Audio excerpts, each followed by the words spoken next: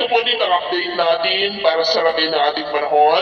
Ngayong hapon po ng March 7, 2024 na kung saan sa ngayon ay bahagyo po na lumakas ang bugso ng Haging Amihan dito po sa northern part ng Northern Luzon at posible ulit yan na magpaulan bukas dito po sa ilang bahagi ng Cagayan Valley, lalo na po dito sa Cagayan.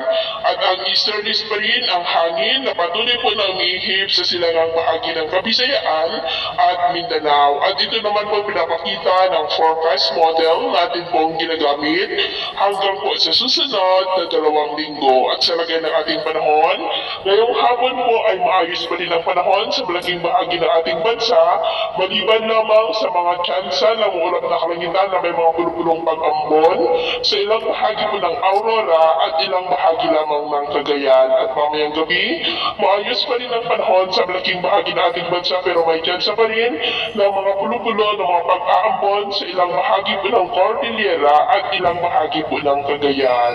At sa atin naman pong mabaybayin dahil po sa bumababang amihan ay maalon po sa mga baybay ng Batanes at Babuyan Islands na ang mga alon ay posibleng aabot hanggang po sa 1.5 to 2.5 meters height. Iwasan po muna natin ang papalaot. Diyan po sa mga may kulay pula para mas makaiwas sa mga sakunang pang karagatan.